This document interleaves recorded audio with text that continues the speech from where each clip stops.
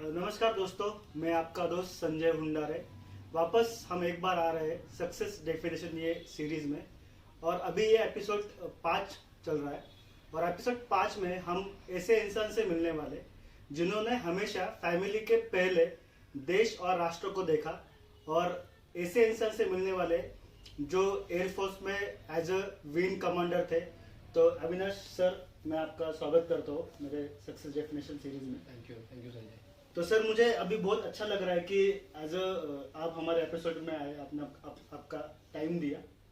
आज की जो जनरेशन है वो बहुत सारे लोग हैं जिनको देश के लिए बहुत सारी चीज़ें करनी है, लेकिन मालूम नहीं है किस तरह से जाना है, क्या करना है। सर, आज के पूरे एपिसोड में हमें इसी के ऊपर हम लोग बात करेंगे। बिल्कुल। तो सर, जिस तरह से अभी आफ्टर 10वीं जब आपका एजुकेशन कंप्लीट हुआ, तो उसके बाद सर आपका लाइफ किस तरह से आपने आगे बढ़ाया? देखो 10वीं के बाद में जो है 12th 11वीं जो है मैंने नागपुर से ही किया है। मैं बेसिकली नागपुर से हूँ। और उसके बाद में मैंने बीएससी माइक्रोबायोलॉजी किया। और मैं एमएससी के लिए मैं बॉम्बे यूनिवर्सिटी में आया था, जो जहाँ की हम लोग एक स्पेशलाइज्ड माइक्रोबायोलॉजी के फील्ड में काम कर रहे थे। और मेरा ये प्लान था, तब एयरफोर्स वगैरह ज्वाइन करने का कोई कुछ भी दिमाग में नहीं था जी। ना एयरफोर्स का कहीं कुछ नाम था। हमारे फैमिली में सिर्फ मेरे फूफा जी जो है वो एयरफोर्स में थे। जी। बट उनका काफ़ी डर था हम लोगों को कि हम लोग काफ़ी कम उनसे बात करते थे। जी। जी। और जिस तरीके का एयरफोर्स के लोगों की पर्सनैलिटी होती है उस तरीके के पुराने ज़माने की। जी। यानी उनका जो है 1949 में वो कमीशन हुए थे एयरफोर्स में। एयरफोर्स उन्होंने 1949 में ज्वाइन किया था। तो ये और मेरा माइक्रोबायोलॉजी के बाद में मेरा टाटा कैंसर रिसर्च इंस्टीट्यूट में एज पीएचडी इन ऑन्कोलॉजी यानी कैंसर रिसर्च पे पीएचडी के लिए मैंने अपना रजिस्ट्रेशन भी करवाया था। जी। और इस वक्त जब मुंबई में मैं था, तो एक दिन मैंने उस वक्त वीटी अभी जो है छत्रपति शिवाजी महाराज टर्मिनल जो है, जी। उसके सामने के पोर्च में एक मैंने एडवर्टाइजमेंट देखा जिसपे एयरफोर्स का एडवर्टाइजमेंट का लिखा हुआ था। तो मैं वो एडवर्टाइजमेंट का है ₹1 देके वो एडवर्टाइजमेंट का पेपर घर लेके गया। और इत्तेफाक से मैं उस दिन हॉस्टल में जाने के बजाय मैं अपने चाचा हमारे वहाँ पर रहते हैं मुंबई में, उनके घर गया। तो उन्होंने वो मैंने देखा है ये ऐसे पेपर है, तो उन्होंने मुझे फोर्स किया कि नहीं वो भर दो। मैंने कहा नहीं, मुझे एयरफोर्स में नहीं जाना है, मुझे कैंसर पे रिसर्च करना है। तो उन्होंने तभी कहा कि कोई दिक्कत नहीं, ऐसे नहीं है कि एप्लीकेशन कर दो सिलेक्शन हो ही जाएगा। जी। जी। सो इस वजह से वो उनके फोर्स की वजह से मैंने फिर एप्लीकेशन कर दी। और जैसे भगवान ने जो भी हमारे लिए जो स्कीम बना के रखी थी जी। तो उस हिसाब से मेरा इंटरव्यू के लिए कॉल आ गया। जी। और मुझे यह है कि मैसूर जाना है और वहाँ मैसूर जाके एग्ज़ाम देना पड़ेगा। पहली एग्ज़ाम में अगर फेल हो गए तो वहीं से एक फूड पैकेट दे के वापस भेज देंगे, अगर पास हो गए तो 5 दिन वहाँ पर रहना पड़ेगा। जी। तो तभी भी मैंने अपने चाचा जी से कहा कि नहीं, मैं नहीं जाऊँगा, मुझे तो इधर ही टाटा में ही काम करना है, टाटा कैंसर में ही काम करना है। उन्होंने कहा कि क्या प्रॉब्लम है, वो जाने आने का फेयर मिल रहा है, जाके देख के आओ, मैसूर घूम के आओ। जी। एग्ज़ाम की तरीके से नहीं जाना है, मैसूर घूम के आओ। तो उस तरीके से मैं मैसूर पहुंचा। और मैसूर पहुंचने के बाद में जो एग्ज़ाम था वो एग्ज़ाम अटेम्प्ट किया। और हम लोग करीब करीब उस बैच में 165 लड़के थे। तो उसमें से उन्होंने 6 लड़कों को रिकमेंड किया। तो मुझे बड़ा शौक लगा कि मेरा नाम रिकमेंड हो गया, और मैं बड़ा दुखी भी हुआ कि मेरा नाम क्यों रिकमेंड हुआ, क्योंकि मुझे ये था कि अभी शाम को जाके वृंदावन गार्डन घूमना है, रात की गाड़ी से मुंबई वापस जाना है। जी। बट डेस्टिनी जो होती है, आप कुछ सोचते हो और भगवान जो है आपके लिए कुछ और प्लान करके रखता है। तो उस हिसाब से फिर मैंने कंटिन्यू किया। 5 दिन वहाँ पर जो है फिजिकल टेस्ट होती है, मेंटल टेस्ट होती है, साइकोलॉजिकल टेस्ट होती है, उसके बाद में तुम्हारे नॉलेज की टेस्ट होती है। ऐसे अलग अलग टाइप के टेस्ट वो 5 दिन कंडक्ट करते हैं। और वो जो टेस्ट है उस टेस्ट में आपको सिर्फ परीक्षा के दौरान ही नहीं, यानी अगर आप फिजिकल टेस्ट दे रहे हैं तो आप वो ग्राउंड पे जाके आप फिजिकल टेस्ट दे रहे हो, या आपका रिटर्न टेस्ट है तो आप वो क्लासरूम में बैठ के आप टेस्ट दे रहे हो, या आपका ग्रुप डिस्कशन है तो आप हॉल में बैठ के वो ग्रुप डिस्कशन कर रहे हो। आपका जो कैरेक्टर है वो सिर्फ उसी वक्त नहीं देखा जाता है, वो 24 घंटे आपके ऊपर नजर रखे होते हैं। जो उनके इंस्ट्रक्टर्स हैं, जो वहाँ के उनके मेंटर्स हैं, वो सारे नोट करते हैं कि आपका कैसे बिहेवियर है, क्या है, ये सारी चीज़ें देखते हैं। और उस हिसाब से फिर जो हम लोग 6 लोग थे, 6 में से मैं अकेला ही उसमें से आगे के लिए रिकमेंड हुआ। सो वो इनफैक्ट बड़े दुखी मन से फिर 6 दिन के बाद मैं वापस आया मुंबई, और मैंने मेरे चाचा जी से कहा कि वो उन्होंने रेकमेंड कर दिया है मेरा नाम। तो लेकिन मैं अभी भी कहता हूँ कि मुझे एयरफोर्स में नहीं जाना है जी। उन्होंने कहा कि रेकमेंड हुआ, इसका यही मतलब थोड़ी कि अभी एयरफोर्स में सिलेक्शन ही हो गया है जी। अभी देखो। उसके बाद 15 दिन बाद मेरे घर में लेटर आ गया कि आपको मेडिकल के लिए बैंगलोर जाना है। तो बैंगलोर गया, बैंगलोर में मेडिकल हुआ। मेडिकल के बाद भी ये था कि मेडिकल होने के बाद भी अलग मेरिट लिस्ट बनती है, एक पहले मेरिट लिस्ट बनती है, फिर मेडिकल होता है, फिर मेडिकल के आपके पैरामीटर्स के हिसाब से फिर अलग मेरिट लिस्ट बनती है जी। और ये होते होते जो है यानी जो भगवान की इच्छा थी अल्टीमेटली वही हुआ कि मुझे फिर अप्रैल 1988 में मुझे एयरफोर्स से बड़ा मोटा सा लेटर आया, जिसमें उन्होंने ज्वाइनिंग इंस्ट्रक्शंस, क्या क्या लेके जाना है क्या नहीं, वो सारी इंस्ट्रक्शंस आई। और उस तब तक के मैं टाटा कैंसर रिसर्च में अपना काम शुरू कर चुका था। करीब करीब मेरा सेशन जो है वो जून 87 में मेरा एमएससी ख़त्म हुआ था। अगस्त में मैंने काम शुरू किया था, अगस्त से लेके अप्रैल तक के 6-8 महीने मैंने टाटा कैंसर में अपना ऑन्कोलॉजी पे यानी कैंसर रिसर्च पे काम शुरू किया था। और साइड बाय साइड मैं ग्लैक्सो कंपनी में भी मैं काम कर रहा था, क्योंकि वहाँ से भी कुछ टाइम मिलता था, बट वहाँ पर स्टाइपेंड नहीं था। मैं जब एमएससी कर रहा था बॉम्बे में, तो मुझे बॉम्बे यूनिवर्सिटी का स्टाइपेंड था, सो मेरा एजुकेशन ऑलमोस्ट सारा स्कॉलरशिप पे हुआ जी। मुंबई का। और उसके बाद में टाटा कैंसर में ये जो स्टाइपेंड का जो पीरियड है वो पीरियड मेरा कंप्लीट नहीं हुआ था, तो इसीलिए मैंने ग्लैक्सो ज्वाइन किया था और ग्लैक्सो में मैं काम कर रहा था। तो जहाँ से मुझे सैलरी के हिसाब से कुछ पेमेंट मिलता था, तो और उसी पे मैं अपना सारा काम चला रहा था मुंबई में। अल्टीमेटली जो है ये हुआ कि फैमिली, पेरेंट्स, सारे लोगों ने कहा कि नहीं एयरफोर्स ज्वाइन करना ही है। और फिर मैंने जुलाई 88 में मैं एयरफोर्स स्टेशन डुंडीगल, जो हैदराबाद में जो एयरफोर्स एकेडमी है, वहाँ पर मैंने ज्वाइन किया और वहाँ से करीब करीब 24 साल उसके बाद में मैंने एयरफोर्स में सर्विस की। क्या बात। तो सर अभी जिस तरह से आपसे अभी बात कर रहे हैं हम लोग, सर अभी मैंने जितने भी लोगों से बात किया है, लगभग अभी एपिसोड 5 है, तो सर हर एक इंसान की एक कॉमन बात सर अभी मैंने सुनी है कि हर कोई सक्सेसफुल आदमी जब वो कॉलेज कर रहा है या फिर एजुकेशन कर रहा है, तो उस दौरान वो कुछ ना कुछ काम कर रहा है। सर इसका मतलब ये दिमाग में क्या क्या रहता है, हर कोई जो इंसान रहता है जिसके ऊपर थोड़ा सा फैमिली का भी रिस्पॉन्सिबिलिटी रहता है और थोड़ा मैच्योर्ड भी होता है जो आदमी, वो हमेशा ये कॉलेज करके जो काम करते हैं लोग, तो सर क्या फर्क रहता है जो खाली कॉलेज ही करते हैं और जो कॉलेज करके काम करते हैं, क्या डिफरेंस रहता है सर इन लोगों में? नहीं, ऐसे डिफरेंस तो ऐसी पर्सनैलिटी के हिसाब से होता है। अभी हमारा यदि जो कॉलेज करके जो काम करते हैं, तो काम 2 हिसाब से होता है। एक तो आप अपने फील्ड के हिसाब से काम कर रहे हो, जिसमें आपको एक्सपीरियंस मिलता है और आपका उसी फील्ड में आगे प्रोग्रेशन अच्छा होने के लिए आप काम करते हो। तब आप तनख्वाह के तरफ नहीं देखते हो कि आपको कितना पैसा मिल रहा है, आप एक्सपीरियंस के हिसाब से काम करते हो। दूसरा ये होता है कि आपको जो है जो आपका रिक्वायरमेंट है, बेयर मिनिमम रिक्वायरमेंट, अभी जो मैं बात कर रहा हूँ 1985, 86, 87 उस दौरान की, तब ना मोबाइल फ़ोन थे, तब ना इतना इंटरनेट था, ये सारी चीज़ें नहीं थी। सो जो स्टूडेंट्स थे उनकी रिक्वायरमेंट्स काफ़ी कम हुआ करती थी, बट जैसे भी जो भी रिक्वायरमेंट होती थी वो रिक्वायरमेंट बेयर मिनिमम भी हो तभी भी उसके लिए कुछ ना कुछ तो पैसा लगता था जी। फीस भी आपकी थी। जैसे मेरा जो एजुकेशन था वो गवर्नमेंट कॉलेज में था, हैपकिन इंस्टीट्यूट में, तो वहाँ फीस नेचुरली बहुत मिनिमल फीस थी।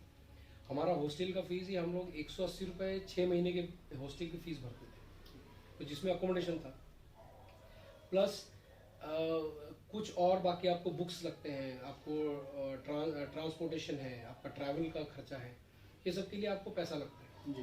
तो उसके लिए आप हर चीज़ के लिए अपने पेरेंट्स के ऊपर डिपेंड नहीं होना चाहते। आप ये सोचते हैं कि नहीं, मेरा जितना कम बर्डन, एक एज यानी ग्रेजुएशन होने के बाद या 10th 12th होने के बाद में आपको ये महसूस होने लगता है कि मेरा बर्डन मेरे पेरेंट के ऊपर ना आए। जी ये जनरली हमारे जो मिडिल क्लास या लोअर मिडिल क्लास फैमिलीज हैं, इनमें हमारा ग्रूमिंग ही इस तरीके से होता है कि हमारे ऊपर ये मैच्योरिटी जो है ऑटोमेटिकली आ जाती है हमारे में, और ये हम रिस्पॉन्सिबिलिटी फील करना लगते हैं कि हमने अगर अपना भार घर के बजट के ऊपर जितना कम डाले उतना अगर कोशिश करें तो ज़्यादा अच्छा होगा। जी बिल्कुल। और ये जब जिस फैमिली में ये डेवलप होता है तो उस फैमिली में नेचुरली बच्चे जो है उतना सिंसियरली आगे बढ़ने की कोशिश करते हैं।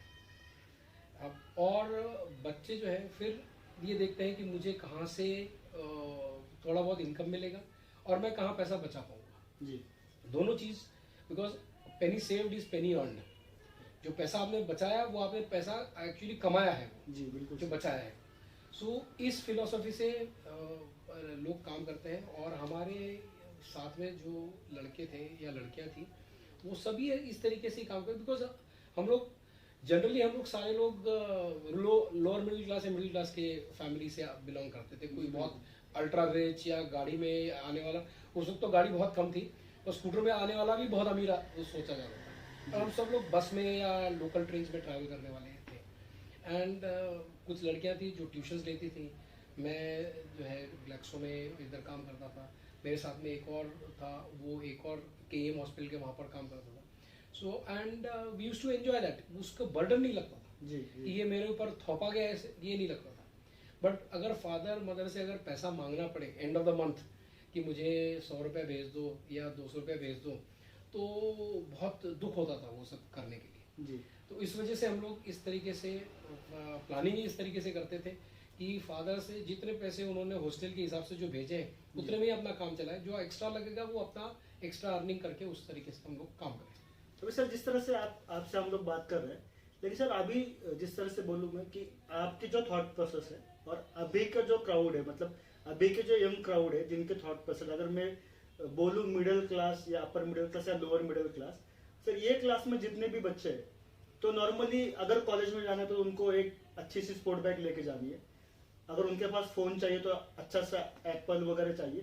तो आजकल के बच्चे पेरेंट्स के बारे में ज़्यादा सोच नहीं रहे, उनको वो चाहिए तो चाहिए। मतलब सर ये थॉट प्रोसेस जो है वो चेंज हुई है, आपको ऐसा नहीं लग रहा कि आज के ज़माने में?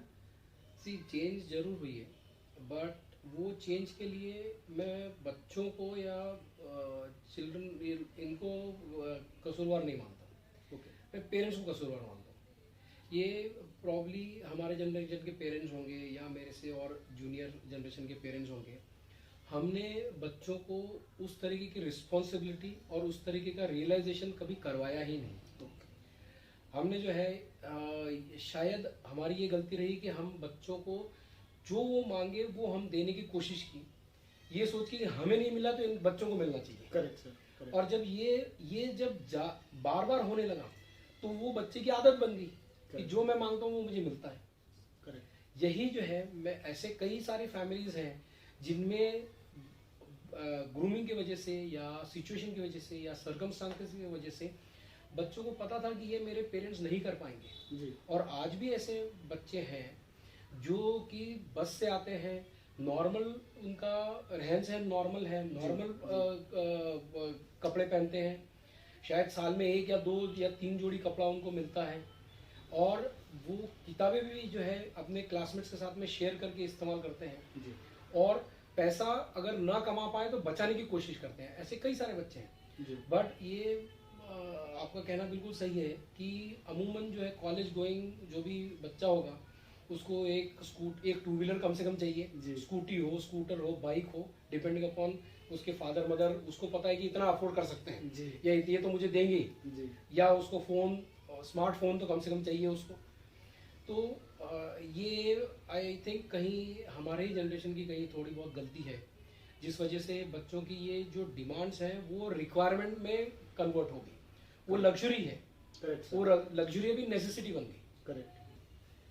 अभी सर जिस तरह से आपने बताया कि 88 में आपने एयरफोर्स ज्वाइन किया सर, तो आपने ज्वाइन वहाँ तक जाने का प्रोसेस आपने बता दिया कि लकीली आपने वो न्यूज़पेपर लिया, वो फिल कर दिया, आपका नंबर लगा, उसके बाद मतलब सारे जगह पे आप 6 लोग थे, उसमें भी आप थे, उसके बाद एक का सिलेक्शन हुआ, वो भी आप ही का हुआ। तो सर 88 में जब आपने हैदराबाद में गया तो उसके बाद मतलब किस तरह से आपकी प्रैक्टिस हुई, कितने बजे सुबह उठना पड़ता था, क्या उस टाइम पे?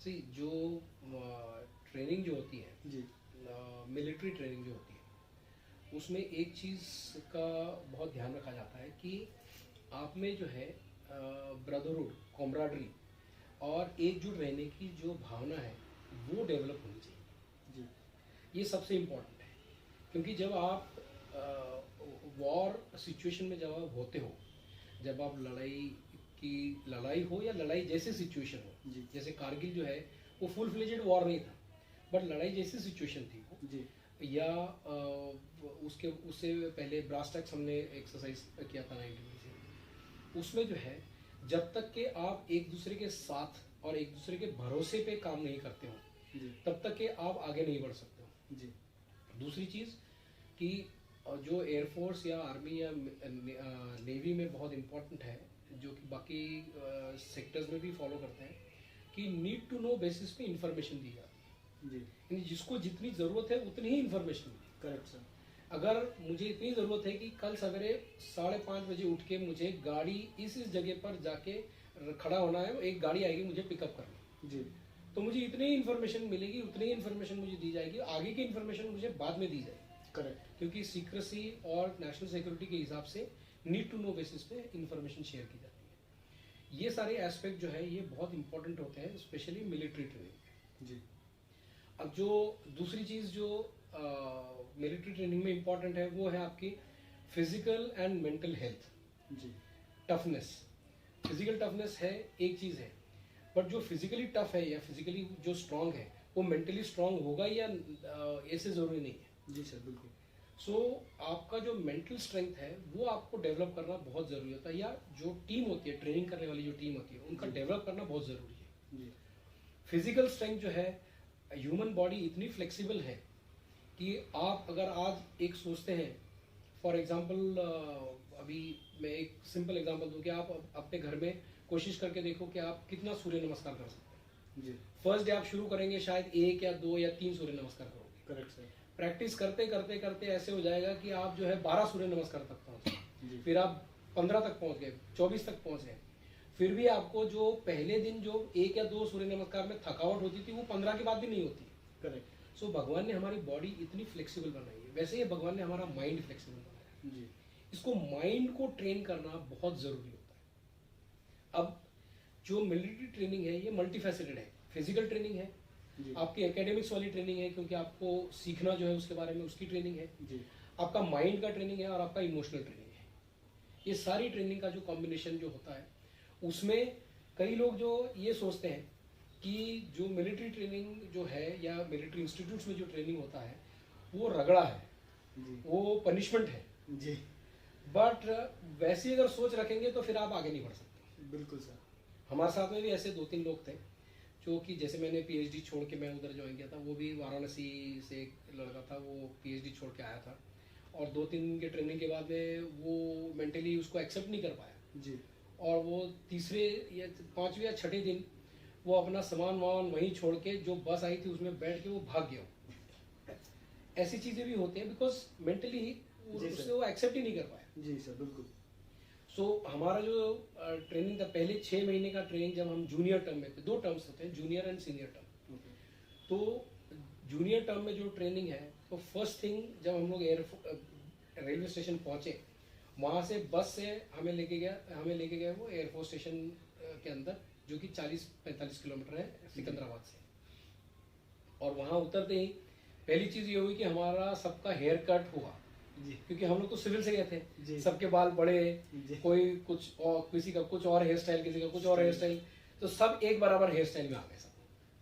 सबकी मूछें मुंडवा दी गई, जिसकी दाढ़ी थी उसकी दाढ़ी मुंडवा दी गई, तो एक दूसरे को पहचानना ही मुश्किल हो गया कि कौन कैसा है। That was the first shock I would say जो लोगों को लगा। जी बट उसके बाद में फिर ये हुआ कि सबको साइकिल इशू होती है वहाँ पर, क्योंकि सब साइकिल से, कैडेट्स जो है वो साइकिल से घूमते हैं, जी तो साइकिल इशू हुई। और साइकिल इशू होने के बाद में शाम को सीनियर्स ने बुलाया और उन्होंने बताया कि अगले 7 दिन के लिए आपका साइकिल एक्सक्यूज है, इन्हें साइकिल इस्तेमाल नहीं करना। जी सिर्फ साइकिल अगर लेके जाना है तो हाथ में ऊपर पकड़ के साइकिल लेके जाना। आपको अगर साइकिल लेके जाना है तो साइकिल ऊपर पकड़ के लेके जाना जी। तो इसमें भी कई स्मार्ट लोग थे जिन्होंने कहा कि जब सीनियर क्लास चले जाएंगे तब साइकिल से जाएंगे। अब उस देखने वाले तो सारे लोग हैं, तो किसी ने देख लिया, उसने सीनियर को बता दिया, वो अगले 7 दिन तक सिर्फ साइकिल ही लेके घूमता था। जहाँ भी जाता था साइकिल लेके जाता था, अपने ऊपर वहाँ रखता था, फिर रूम के अंदर जाता था। तो ये सारी चीजें जो है, ये it is basically your mental and physical toughening. Okay. और ये चीज जो है आपका एकेडमिक्स जो पोर्शन है, जब आपको पढ़ाई करवाई जाती है, तो ये पहले 1-2 महीने जो आपके इंस्ट्रक्टर्स जो आपको पढ़ाई करवाते हैं, यानी एयरफोर्स की जो स्पेशलाइज्ड पढ़ाई जो करवाते हैं, तो वो थोड़ा रिलैक्सेशन होता है, क्योंकि इतना फिजिकल आपका एक्सर्शन होने के बाद में नेचुरल है कि जब शांति मिलेगी तो बच्चे को ध्यान, यानी तब तो आप 20-21 साल के हो, तो आपको जो है थकावट होती है, तो आगे कोई अगर पढ़ा रहा है तो अपने आप जो है नींद आ जाए। तो वो थोड़ा सा तब पहले 1-2 महीने जो है वो रिलैक्सेशन देते हैं कि अगर कोई आंख झपक भी रहा है या ऐसे गर्दन नीचे हो रही है तो वो उतना ध्यान नहीं देते, छोड़ देते। बट 1-2 लोगों को फिर उठा के फिर परेड ग्राउंड भेज देते हैं कि 10 चक्कर लगा के परेड ग्राउंड के। जी। तो ऐसी सारी चीजें होती है। And the training is such कि आपका एक दूसरे का जो कॉमरेडरी या ब्रदरहुड जो डेवलप होना है वो ऑटोमेटिकली डेवलप होता है जी। ये जैसे हमारा जो सेशन जो होते थे आउटडोर, एक एरिया है वहाँ पर जिसको कुरुक्षेत्र कहते हैं जी। वहाँ कुरुक्षेत्र में जो है वो शाम को बुलाते हैं और सिर्फ खड़ा रखते हैं आपको 40 मिनट 50 मिनट 60 मिनट सिर्फ खड़े रहना, अटेंशन में खड़े रहना जी। और इतने मच्छर आते हैं शाम को वहाँ पर कि आपके जो पीटी किट के जो सॉक्स है, व्हाइट सॉक्स है, वो सारे लाल हो जाते हैं। बट उसके बाद छोड़ देते हैं आपको, कुरुक्षेत्र का 45 मिनट का सेशन होने के बाद छोड़ देते हैं। फिर आप रूम में जाके, आपको देखभाल करने वाला कोई नहीं है, आपका जो साथ में जो कोर्समेट है वही आपको देखभाल करने वाला है। जी बिल्कुल। सो उसके पैर पे आप आयोडेक्स मल रहे हो, वो आपके पैर पे आयोडेक्स मल रहा है, वो हाथ पे आयोडेक्स मल रहा है, फिर उसमें आप सीनियर को गाली दे रहे हो ये कैसा जालिम आदमी है ये वो।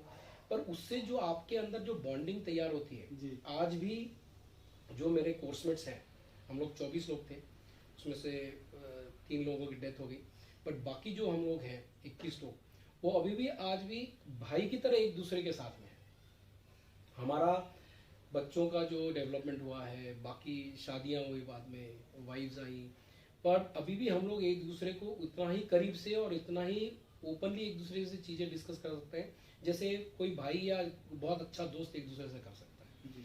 हालांकि मैं यहाँ पर पुणे में हूँ, मेरा एक कोर्समेट जो है वो भुवनेश्वर में है, एक कोयम्बटूर में है, एक चेन्नई में है, एक चेन्नई के पास में एक गांव में सेटल हो गया है, अभी रिटायर हो गया, वो गांव में सेटल हो गया है, एक बरेली में है, अलग अलग जगह हैं।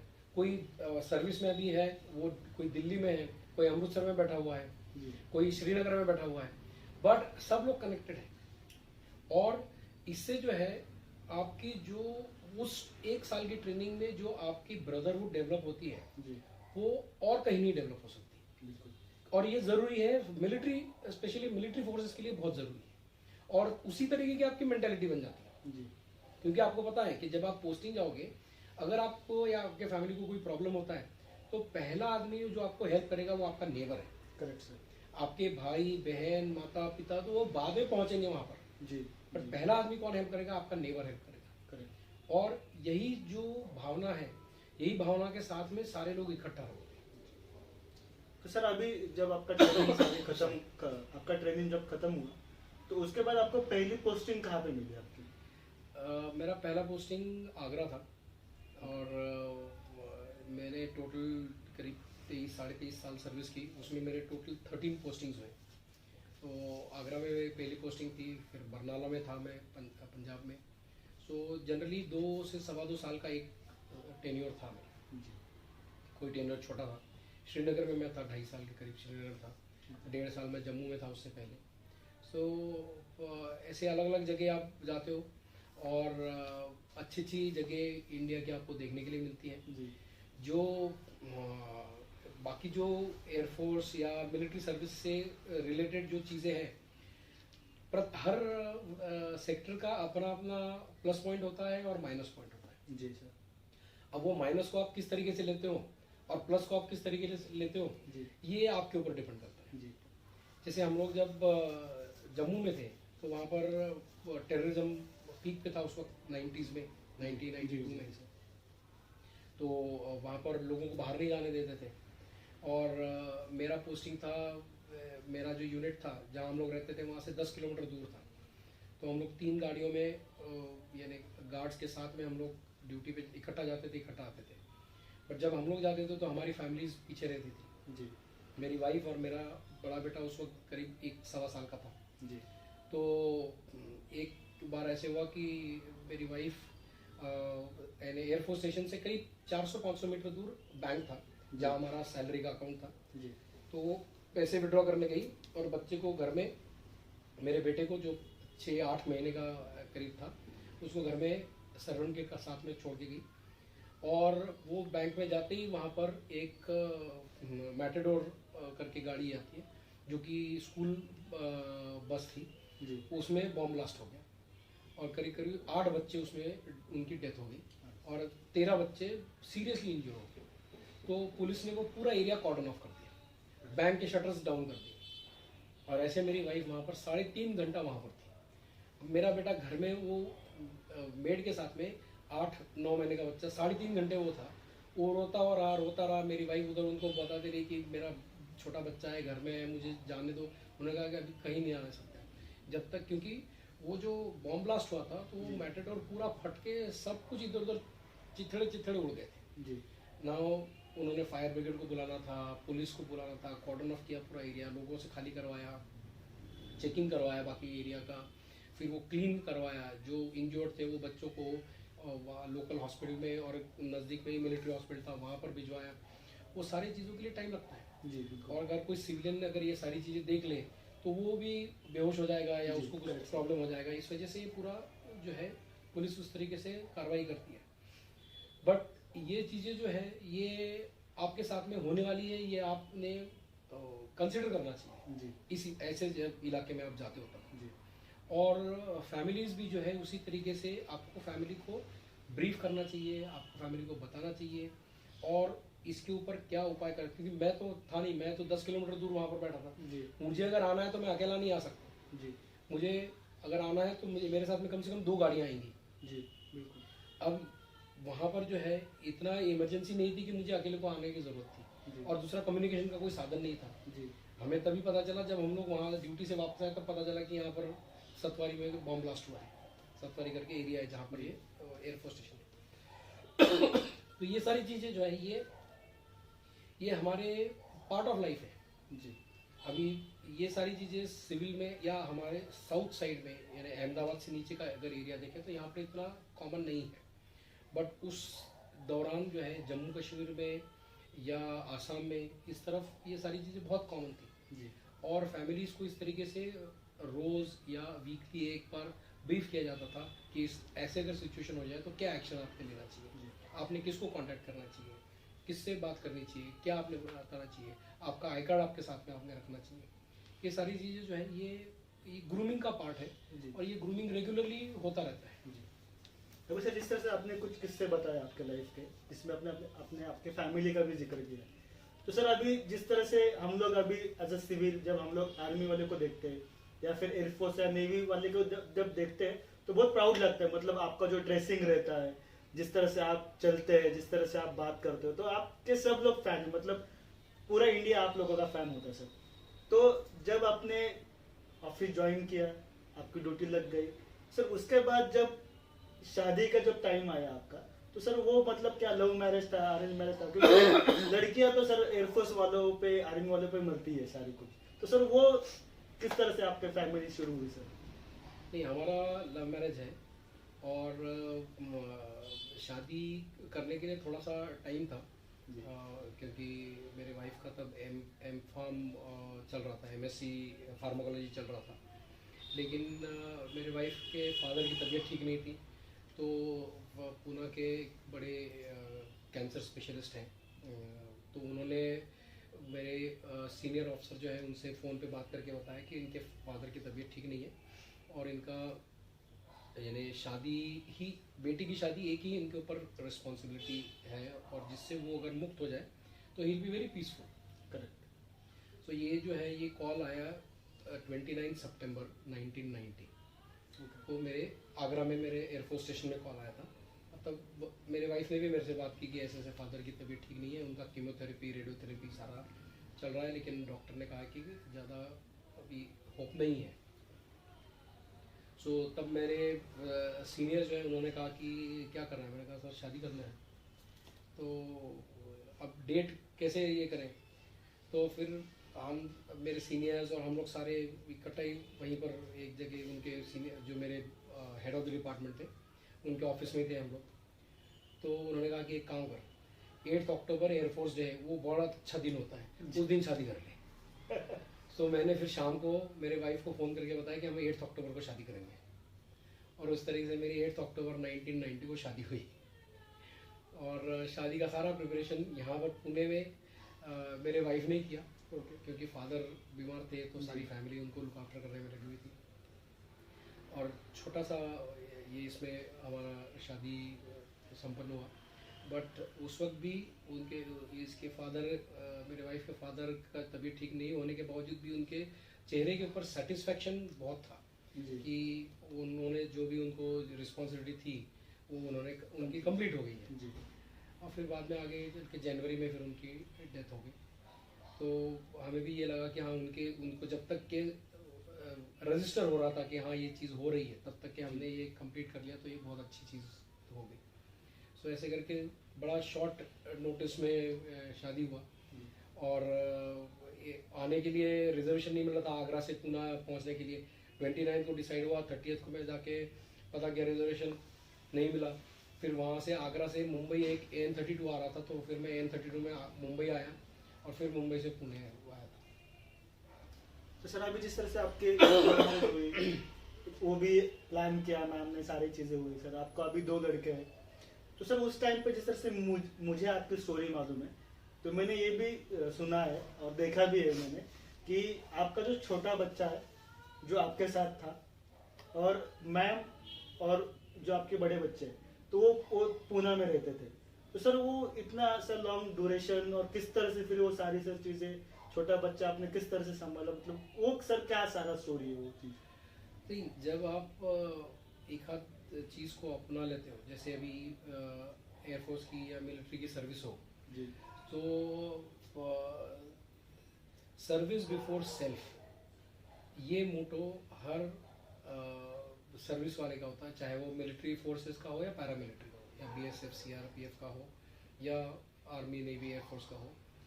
सर्विस बिफोर सेल्फ का मोटो हर इंडिविजुअल फॉलो करता है, क्योंकि इसी तरीके से आपका ग्रूमिंग होता है और इसी तरीके से आपको लगता है कि आपके साथ में जो काम करने वाले हैं उनकी जो भी रिक्वायरमेंट है वो ज़्यादा इंपॉर्टेंट है अपने खुद की रिक्वायरमेंट है। सो उस वक्त ये था कि फैमिली की कुछ रिक्वायरमेंट ऐसी थी कि मेरे पेरेंट्स की तबीयत की वजह से मेरे वाइफ को पुनः शिफ्ट होना पड़ा, और मुझे अपना सर्विस के हिसाब से मैं उत्तरलाई राजस्थान बाड़मेर डिस्ट्रिक्ट में वहाँ पर था, फिर नलिया में था। तो वहाँ पर फिर ये हुआ कि छोटा बेटा जो है वो मेरे साथ रह रहा था, और जब भी उसका स्कूल हुआ करता था तो वो स्कूल अपना लुक आफ्टर करता था। मैं उत्तरलाई में एक रडार यूनिट कमांड कर रहा था, तो 1-2 लोग मेरे साथ में थे जो घर में रहते थे एयरफोर्स के, तो वो लोग जो है वो घर का देखभाल करते थे। और बाकी जब भी मुझे काम के हिसाब से मुझे बाहर गांव जाना पड़ता था तो मेरा बेटा रहता था अकेला। कभी कभी ये होता था कि कुछ एयरफोर्स की ऐसी रिक्वायरमेंट होती है जब आप एक लेवल पे पहुंचने के बाद में उस एक्टिविटी में आपकी वाइफ का भी पार्टिसिपेशन ज़रूरी होता है। जी जी। जैसे कोई यूनिट का फंक्शन हो जी, या यूनिट के कुछ काम होते हैं, जैसे यूनिट की जो लेडीज़ हैं उनको कुछ चीज़ें बताना, उनको कुछ चीज़ें समझाना, उनके तक कोई चीज़ें पहुंचाना, वो फिर उस कमांडिंग ऑफिसर के वाइफ की रिस्पॉन्सिबिलिटी होती है। जी। तो मेरी वाइफ फिर पुणे से उत्तरलाई या नलिया जहाँ पर मैं था कच्छ में, वहाँ पर आती थी, और हम लोग उस तरीके से प्लान करते थे कि जब वो आए तो ये सारी चीज़ें जो है उस दौरान हम लोग कंडक्ट करते थे। काउंसलिंग सेशंस ये कंडक्ट करती थी लेडीज़ के लिए, क्योंकि हर घर का अलग अलग प्रॉब्लम होता है। जी। उस प्रॉब्लम को, हर प्रॉब्लम के बाद का सोल्यूशन आप इमीडिएटली नहीं दे सकते, बट वो प्रॉब्लम को हैंडल कैसे किया जाए इसके बारे में आप ज़रूर किसी न तरीके से आप उसको बता सकते हो, या वो चीज़ें सॉल्व करने के लिए भी आप हेल्प कर सकते हो। चाहे घर का प्रॉब्लम हो, चाहे हस्बैंड वाइफ में प्रॉब्लम हो, या कोई लिटिगेशन है। 2-3 ऐसे केसेस थे मेरे नदिया में कि जो ये बंदा जो है सर्विस के लिए बाहर है, वो ज़मीन किसी ने हड़प ली, उसकी रिलेटिव्स ने, या घर में जो है वो उसका कुछ रिपेयर्स ये वो चेंज करना शुरू कर दिया। फिर हम लोग अपने लेवल से, हायर लेवल से हम लोग वहाँ पर एसपी या कलेक्टर या डीएम को कांटेक्ट करके फिर उस तरीके से हम लोग जो है वो एक्शन लेते हैं, और काफ़ी हद तक जो है सिचुएशन जो है वो सॉल्व हो जाती है।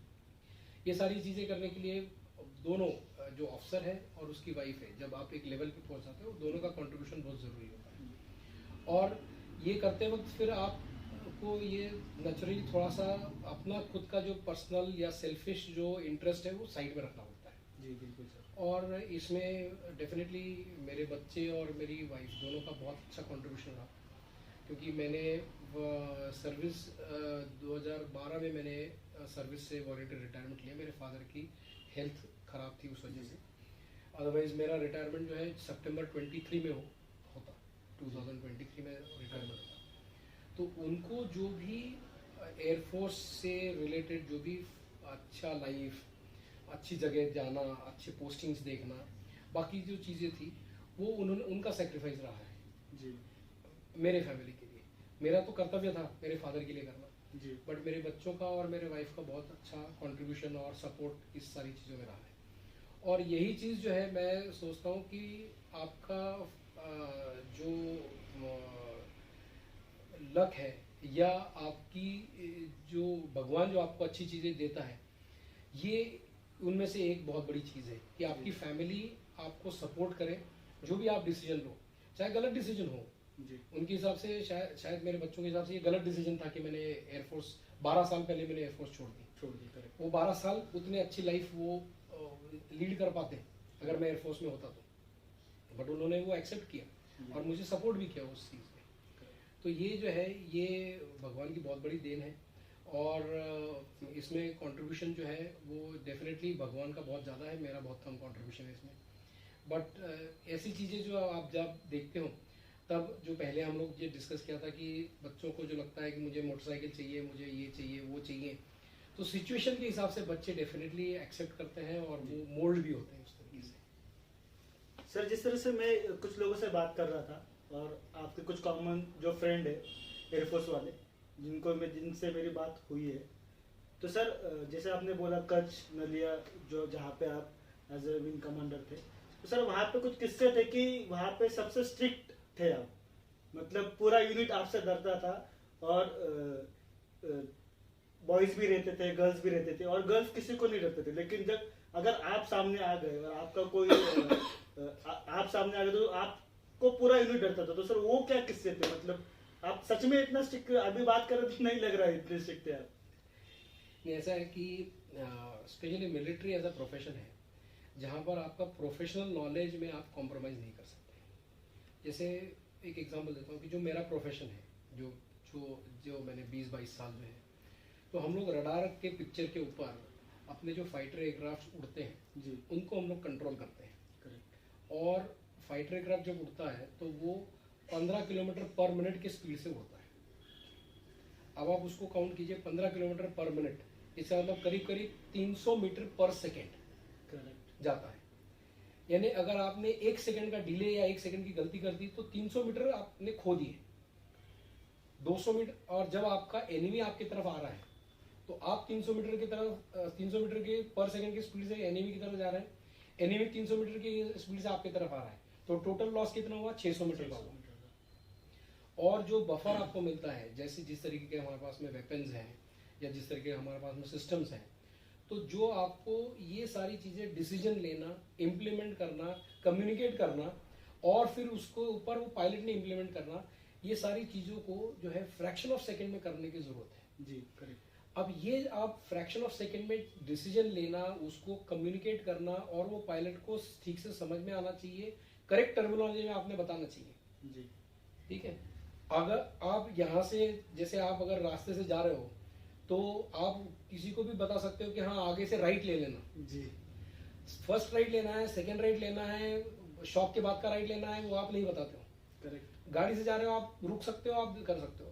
हवाई जहाज हवा में रुक नहीं सकता है जी वो स्पीड भी नहीं कम कर सकता है जी तो उसको एग्जैक्ट पता होना चाहिए कि उसने कब क्या करना है करेक्ट और ये कौन बताता है वो जो नीचे जो कंट्रोलर बैठा है वो कंट्रोल कर रहा है वो बताता है जी अब उसकी ट्रेनिंग इतनी प्रिसाइज होनी चाहिए कि फ्रैक्शन ऑफ ए सेकेंड में उसने ये डिसीजन लेना है कि आगे जाके पायलट ने किसने क्या करना चाहिए जी तब जाके पायलट सही वेपन सेलेक्ट करेगा तब जाके पायलट सही वेपन फायर करेगा करेक्ट आपने उसको गलत इनपुट दे दिया गलत वेपन फायर करेगा गलत वेपन सेलेक्ट करेगा करेक्ट इस सारी चीजों के लिए आपकी ट्रेनिंग उस तरीके की होना उस लेवल की ट्रेनिंग होना जरूरी है जी कि आप फ्रैक्शन ऑफ अ सेकेंड में आप डिसाइड कर पाओ जी अब जब क्या होता है कि कई बार ये होता है कि अब ये सारी चीज़ों में जो हमारी ट्रेनिंग जो हुई इसी तरीके से हुई और फॉर्चुनेटली जो है मुझे जो प्रोफेशन में जो तरक्की मिली इसी वजह से मिली कि हमने बहुत हमारे प्रोफेशन में हार्ड वर्क किया जी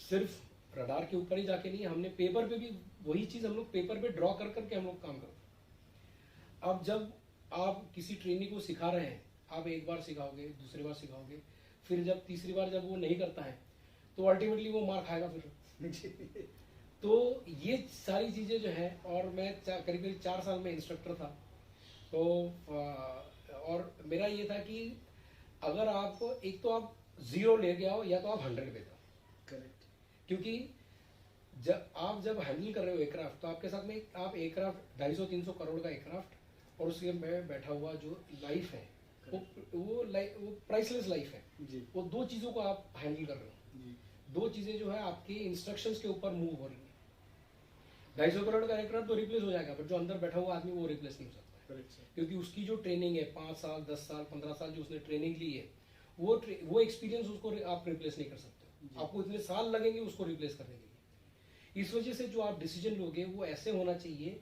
कि उसमें इसको खतरा ना हो बट आगे वाला भी इसको मार ना सके करेक्ट ये खुद को खतरे में ना डाले बट आगे वाला एनिमी जो है इसको मार ना सके इस तरीके से आपने अपना भी स्टडी करना है और एनिमी का एयरक्राफ्ट एनिमी के वेपन सिस्टम्स और एनिमी का कैपेबिलिटी का भी स्टडी करना है जी दोनों की स्टडी आपके पास होनी चाहिए एक पता करके नहीं चलेगा जी बिल्कुल मुझे सिर्फ ये पता कि हाँ मुझे ये आता है पर नहीं चलेगा मुझे ये भी पता होना चाहिए कि संजय हुंडारे जो है वो मुझसे क्या क्या सवाल पूछ सकता है ये भी मुझे पता होना चाहिए तब तो मैं अपना आंसर दे दूंगा जी बिल्कुल संजय हुंडारे ने मुझे ऐसा सवाल पूछा कि जिसका मेरे पास में आंसर ही नहीं है तो मैं तो वहाँ शांत हो गया जैसे मेरा पायलट ऊपर शांत हो गया मेरा पायलट शांत हो गया तो एनिमी का पायलट तो उसको मार देगा करेक्ट सर तो ये जो चीज है this is called game of wits correct उसमें आपको आपका एनिमी के बारे में भी उतना ही नॉलेज होना चाहिए जितना आपके खुद के बारे में होना चाहिए इनफैक्ट एनिमी के बारे में ज्यादा नॉलेज होना चाहिए आपके खुद के बारे में क्योंकि आपके साथ में काम करने के लिए आपका पायलट भी है जी बट एनिमी के अगेंस्ट काम करने के लिए आप ही सिर्फ अकेले हो जो पायलट को बता सकते हो कि यहाँ यहाँ एनिमी है या यहाँ पर ये है और वो क्या कर सकता है जी इस वजह से जो है मैं प्रोफेशनली मैं बहुत स्ट्रिक्ट था जी यानी कि कई बार ऐसा हुआ है कि मेरे से जस्ट 1-2 साल जूनियर भी जो है जब वो हमारा सिस्टम ये होता है कि जब आपका ट्रेनिंग सेशन खत्म होता है तो करीब करीब 20-22 मिनट का ट्रेनिंग सेशन होता है उसके बाद में जो उसका फीडबैक या डीब्रीफ बोलते हैं हम उसको डीब्रीफ जो है करीब करीब 6.5-7 घंटे चलता है जो 20 मिनट में जो आपने किया उसको एनालाइज करके उसका लेसन लर्न जो है वो करीब 6-6.5 घंटे कम से कम चलता है तो 2-3 बार ऐसे हुआ कि जो मेरे से जूनियर है 1-2 साल जी जूनियर है कोई 3-4 साल था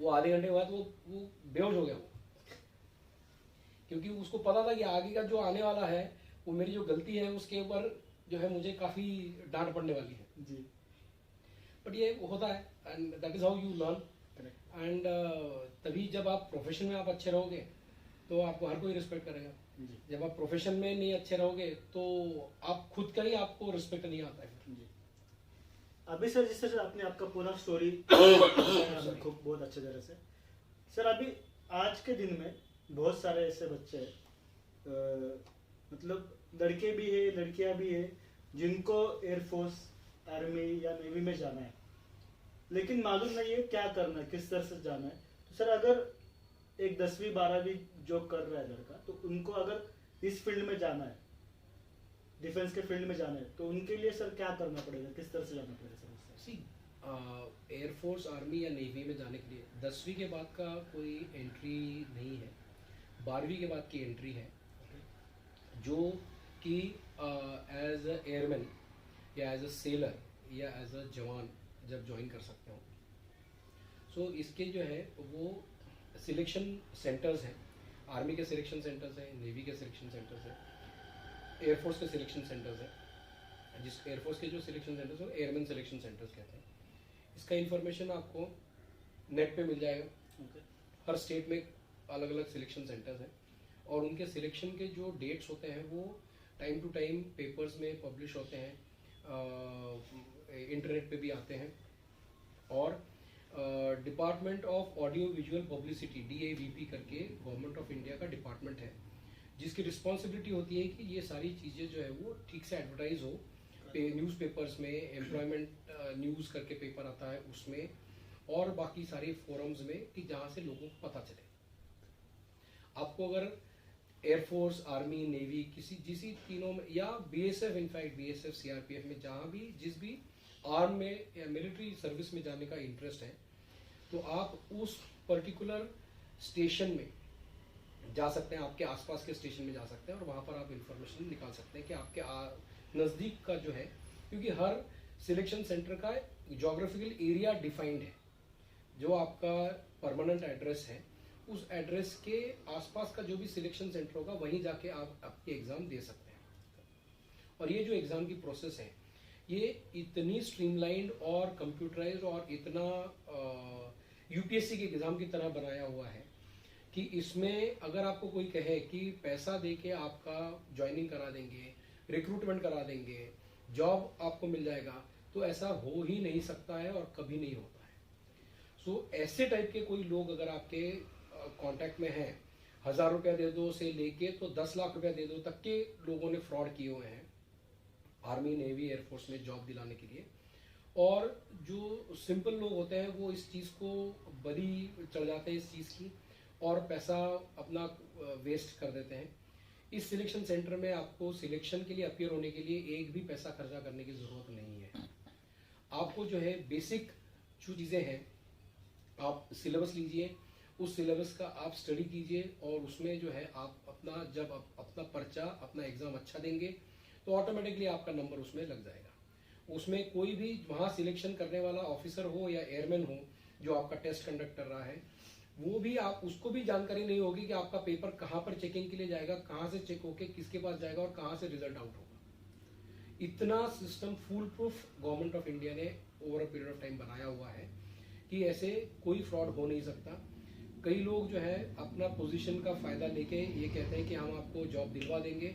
ऐसा आपको कोई जॉब नहीं दिलवा सकता है, सिर्फ आप ही अपने लिए जॉब ले सकते हो या खो सकते हो। जो लड़का अच्छा परफॉर्म करेगा, जो बोथ अपने एग्जाम में भी, रिटन एग्जाम में भी, फिजिकल एग्जाम में भी और मेडिकल में भी, जो अच्छा होगा वो ऑटोमेटिकली आगे बढ़ेगा। एक चीज़, जब आप प्रिपरेशन करते हो, कई सारे कोचिंग सेंटर्स निकले हैं जहाँ के रिटायर्ड एयरमैन, जवान और सूबेदार ऑफिसर्स जो है वो ट्रेनिंग सेंटर्स चलाते हैं। वो डेफिनेटली अच्छा ट्रेनिंग देते होंगे क्योंकि कई सारी चीज़ें जो है वो हम लोगों को अमूमन पता नहीं चलती है। ये ट्रेनिंग सेंटर्स आप इनके गाइडेंस ले सकते हो, बट मुझे पता नहीं कि इनकी फ़ीस क्या होती है और इनका क्या स्ट्रक्चर होता है। बट एक बात ज़रूर है कि जब अगर कोई बिहार के छोटे से गांव का लड़का NDA में आके अगर NDA की एग्ज़ाम टॉप कर सकता है तो कोई भी कर सकता है, हम भी कर सकते हैं। और उसके लिए एक ही चीज़ है कि आपका जो अप्रोच है, आपकी जो क्षमता है वो आप पूरी लगा दीजिए और अप्रोच आपका सिंसियर रखिए। जो एग्ज़ाम का सिलेबस होगा वो पढ़िए।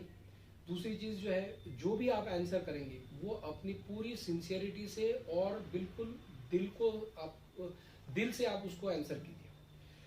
जो फिजिकल एक्टिविटी है, आपकी जितनी फिजिकल लिमिट है उस हिसाब से आप काम कीजिए। एयरफोर्स या किसी भी मिलिट्री सर्विस में हर क्षेत्र में आप 100% ही होने की जरूरत नहीं है। आप जो है 10 चीजों में एवरेज है, बट सारी चीजें मिला के आप बहुत अच्छे हैं, टीम वर्क जो है आपका बहुत अच्छा है, तो डेफिनेटली आप जो है आगे बढ़ सकते हो। एग्जाम देने के लिए आपको बुक्स आजकल बहुत अवेलेबल हैं जी। जैसे मैंने कहा कि 12वीं के बाद में आप एयरमैन सिलेक्शन या जवान का सिलेक्शन या सेलर के सिलेक्शन के लिए जा सकते हैं जी। जिनको हायर इसमें जाना है वो NDA के लिए सिलेक्शन के लिए एग्ज़ाम दे सकते हैं। एनडीए जो है वो बेसिकली ऑफिसर बनने के लिए है। जो एयरफोर्स में जाते हैं वो जनरली फ्लाइंग ब्रांच या पायलट बन के जाते हैं, और आर्मी वालों के लिए फिर अलग अलग सिलेक्शंस है, आर्टिलरी है, मैकेनाइज्ड इन्फेंट्री है, और वैसे ही नेवल कैडेट्स के लिए है। सो एनडीए का एग्ज़ाम अलग लेवल का एग्ज़ाम है, बट वो काफ़ी टफ एग्ज़ाम है। एयरमैन सिलेक्शन सेंटर्स के जो एग्ज़ाम है या जवान और सेलर्स के जो है वो भी एग्ज़ाम्स काफ़ी डिफ़िकल्ट होते हैं। उसके लिए प्रिपरेशन ज़रूरी है, फिजिकल प्रिपरेशन भी चाहिए और पढ़ाई की प्रिपरेशन भी चाहिए। उसमें जो भी सब्जेक्ट्स हैं उसका सिलेबस आपको ऑनलाइन भी मिल जाएगा, या आपको एम्प्लॉयमेंट न्यूज़ के थ्रू भी मिल जाएगा, या आप एयरफोर्स स्टेशन में जाएंगे या आर्मी स्टेशन में जाएंगे, वहाँ से भी आपको इन्फॉर्मेशन आप कलेक्ट कर सकते हैं। बट अप्रोच आपका सिंसियर होना चाहिए। एक बहुत इंपॉर्टेंट चीज़ फिर से मैं दोहराऊंगा कि किसी के भी झांसे में मत आइए कि कोई आपको नौकरी नहीं दिला सकता है। आप जो है अपना खुद का एफर्ट करना है, कोई पैसे से आपको नौकरी नहीं दिला सकता है, एटलीस्ट डिफेंस या पैरामिलिट्री फोर्सेस में डेफिनेटली नहीं दिला सकता है। तो जिस तरह से सर ने सर का पूरा स्टोरी बताया, उनका स्ट्रगल बताया, उनके किस्से कुछ बताए, और हम सब लोगों को ये भी बताया अगर हमको डिफेंस में जाना है, मतलब एयरफोर्स में या नेवी में या फिर इंडिया में, तो वो भी सर ने प्रोसेस बताया कि आपको वहाँ पे कुछ वसीला लेके नहीं जाना है या किसी को पैसे देके आप जा नहीं सकते। उस पर आपका टैलेंट ही लगेगा, आपका एजुकेशन लगेगा, आपका फील्ड वर्क लगेगा, ये सारी चीज़ें ही लगेगी वहाँ पे एंट्री लेने के लिए। तो सर ये सब सारी बातें की, और सर जब मैंने ये सक्सेस डेफिनेशन की जब ये सीरीज मैंने शुरू की थी तो मेरे दिमाग में यही था कि आप जैसे नेचुरल लोगों से हम बात करें, आप जैसे नेचुरल लोगों से मिले और आपका स्टोरी लोगों तक जाए। सर अभी इतनी सारी आपने लाइफ देखी है, सारे आपने स्ट्रगल देखा है, किस्से सुने, तो सर आज अगर मैं पूछूंगा कि आपके लिए सक्सेस की डेफिनेशन क्या है, तो सर आपका क्या जवाब होगा?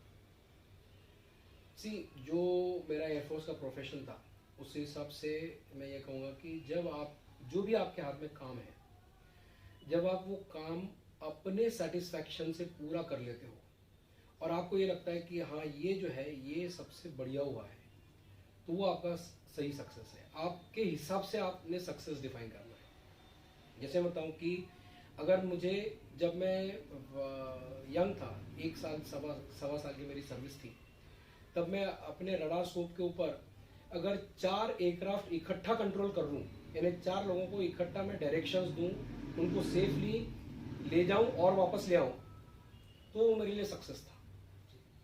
वही जब मैं मेरा करियर में ग्रोथ हुआ, मैं सीनियर हुआ, तो जब मैं यानी फॉरेन एयरफोर्स के साथ में हमने एक्सरसाइजेस किए हैं, यूएस एयरफोर्स के साथ किए हैं, सिंगापुर एयरफोर्स के साथ किए हैं, फ्रेंच एयरफोर्स के साथ में किए हैं, तो उस वक्त सक्सेस का डेफिनेशन ये था कि अगर ये पूरा एक्सरसाइज जिसमें कि करीब करीब ऑलमोस्ट 100 से अधिक एयरक्राफ्ट्स थे, करीब करीब 500-600 लोग पार्टिसिपेट करते थे, ये अगर एक्सरसाइज सक्सेसफुली पूरा कंडक्ट हो जाए 15 दिन का, तो that was great success for us.